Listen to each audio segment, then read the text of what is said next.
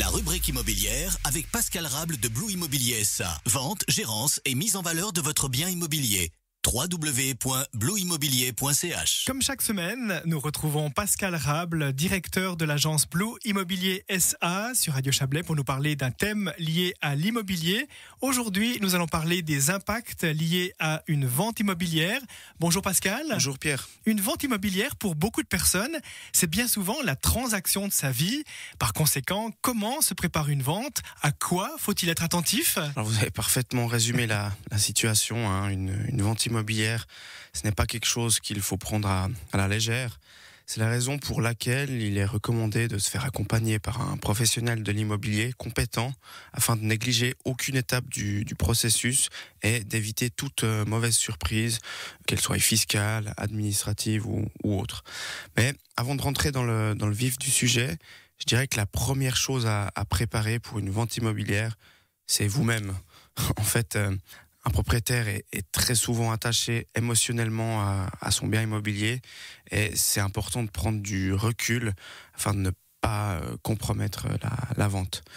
Une astuce, ce serait d'imaginer que son bien immobilier ne nous appartient déjà plus et puis qu'il a été vendu. Alors justement, quelles sont les raisons qui poussent à vendre un bien immobilier? Il y en a une multitude. Ça peut être un déménagement, un bien immobilier que des héritiers reçoivent, une séparation, un logement qui devient trop grand lorsque les enfants prennent leur indépendance, ou trop petit lorsqu'une famille s'agrandit, des problèmes de voisinage, enfin bref, chacun aura sa propre raison de vouloir vendre. Quelle est la première chose à vérifier avant de vouloir vendre? Une immense majorité des propriétaires font appel à un établissement de financement lorsqu'ils achètent un bien immobilier.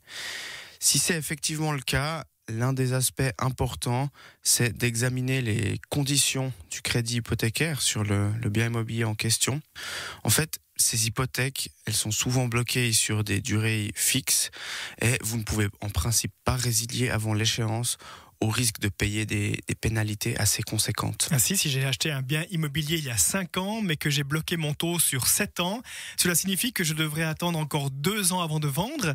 Est-ce qu'il n'y a pas des possibilités pour éviter de payer cette pénalité? Oui, vous avez bien entendu des solutions qui vous sont offertes. Si c'était pas le cas, ce serait très compliqué pour nous autres courtiers immobiliers de faire notre travail.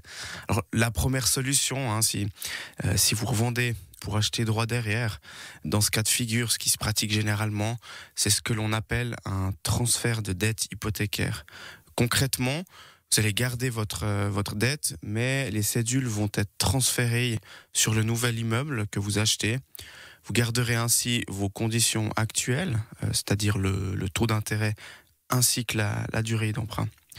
L'autre possibilité, si vous ne souhaitez pas racheter un bien immobilier, c'est de négocier afin que les acquéreurs reprennent votre dette hypothécaire avec les mêmes conditions, bien entendu. Alors ça m'est déjà arrivé de le proposer à certains clients, mais c'est toujours à discuter au cas par cas et ça dépend vraiment des conditions du crédit hypothécaire.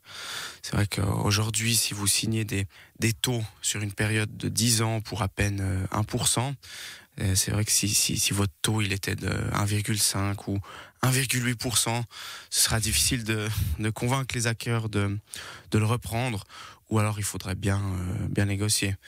Il est aussi tout à fait possible que votre hypothèque soit basée sur un taux variable, auquel cas vous pourriez vendre n'importe quand sans avoir de soucis particuliers. Alors bien entendu, chaque établissement de financement a ses propres règles de financement, donc le plus important avant de commencer les démarches de vendre, c'est d'en aviser votre conseiller financier. Pascal Rable, un autre impact, et non des moindres, ce sont les impôts, notamment l'impôt sur le gain immobilier, c'est juste? Oui, c'est exact. L'impôt sur le gain immobilier, c'est pas à prendre à la légère, parce que ça peut représenter des sommes considérables, surtout si votre bien immobilier a pris beaucoup de valeur les dernières années. Alors, bon, les règles de calcul, elles diffèrent d'un canton à un autre, et les barèmes ne sont pas les mêmes. Ce qui est comparable, par contre, c'est que ces impôts sont calculés en fonction du montant du bénéfice et de la durée de possession de l'immeuble. En fait, ce qu'il faut comprendre, c'est que l'impôt sur le gain immobilier a été créé à la base pour éviter la spéculation. Et c'est la raison pour laquelle il est extrêmement élevé les premières années et diminue au fur et à mesure du temps de possession. Je précise encore une autre chose, c'est que le pourcentage de cet impôt est comptabilisé uniquement sur le bénéfice et pas sur le prix de vente. Par conséquent, comment est calculé le montant du bénéfice ? Alors c'est assez simple. Vous prenez le prix de vente de l'immeuble, vous déduisez le prix d'achat de l'époque, tout ce qui concerne les frais d'acquisition, comme ceux du notaire par exemple, tous les travaux à plus-value que vous avez effectués dans le logement, déduisez encore la commission de vente et autres. Et à la fin, il vous reste un bénéfice et c'est à ce moment-là que vous serez imposé selon le barème cantonal en fonction de votre durée de possession. En dehors de tout ce qui concerne l'aspect financier, il y a aussi l'aspect pratique à prendre en compte lors d'une vente immobilière. Oui, tout à fait.